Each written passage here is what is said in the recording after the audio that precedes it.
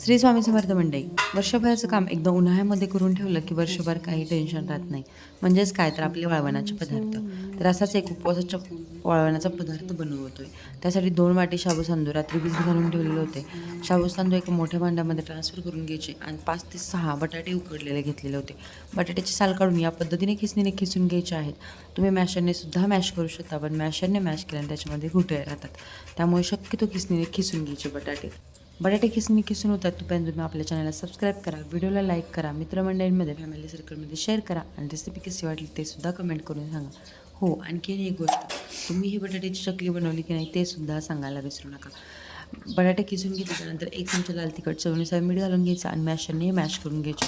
म्हणजे आपले शाबू तांदूळ जे आहेत ते व्यवस्थित इथे मॅश होतील आणि आपल्या चकलीच्या साच्यामधून हे पीठ सगळं पडलं जाईल.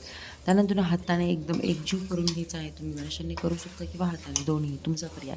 त्यानंतर हे सगळं आपलं पीठ तयार करून घ्यायचं आहे. 10 मिनटं असंच ठेवून द्यायचं आहे. आणि या पद्धतीने बघू शकता आपण शेवगा घेतलेला आहे, चकलीचा साचा. या चकलीच्या साच्यातनं हे पीठ आपल्याला पाडून घ्यायचं आहे. तर इथे बघू शकता पडताना हे थोडंसं वेडवाकडं पडतं आहे. त्याचं एक मिस्टेक झाली ती म्हणजे शाबू तांदूळ आपण जे भिजवले होते ते मला वाटतं थोडेसे कमी पडले भिजायला. म्हणजेच काय एकदम मोकळे फडफडीत झालेले होते.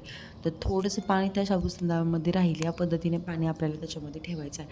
उन्हामध्ये प्लास्टिकच्या कागदावरती चकल्या पाडून घेतलेल्या 2 दिवस उन्हामध्ये सुकवल्या. जास्त काही याच्या तुटल्या वगैरे नाही आहेत, फक्त व्यवस्थित असा गोलाकार आलेला नाही आहे. तुम्हाला मी एक चकली जी आहे ती बटाट्याची जवळून दाखवते, बघू शकता. तुम्हाला वाटेल त्यावेळी उपवासाच्या दिवशी ही चकली तळून खाऊ शकता. चवीला अप्रतिम लागते. अजिबात खाताना तिखट असलं तरीसुद्धा घशामध्ये वगैरे ठसकत नाही आणि तळताना एकदम पटकन तळल्या जाते, फुलली जाते. अजिबात तेलकट वगैरे होत नाही. एकदम सोपी रेसिपी आहे आणि न बिघडणारी रेसिपी आहे.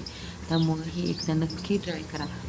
बघू शकता किती पटकन फुलल्या गेली आहे आणि मस्तपैकी अशी ही आपली तळून झालेली आहे. जास्तही तेल गरम करायचं नाही आहे. मीडियम गॅसवरतीच आपल्याला ही चकली तळून याच पद्धतीने मी तुम्हाला सगळ्या चकल्या तळून दाखवते.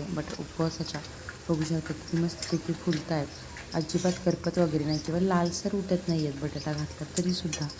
साबुदाणा आणि बटाट्याचं प्रमाण अगदी परफेक्ट आहे. 2 वाटी साबुदाण्यासाठी मध्यम आकाराचे 6 बटाटे उकडून घेतलेले होते आणि इथे तळून चकली झालेली आहे. थंड झाली, तोडूनसुद्धा दाखवते. अजिबात तेलकट वगैरे झालेलं नाही आहे. एकदम मस्तपैकी आपली खरपूस आणि कुरकुरीत चकली बनून तयार झालेली आहे. उपवासाच्या दिवशी असं काय कुरकुरीत खायला मिळालं तर घरातली मंडळी दररोजच उपवास करतील. त्यामुळे ही चकली एकदा बनवून ठेवा, वर्षभर आरामशीर टिकेल.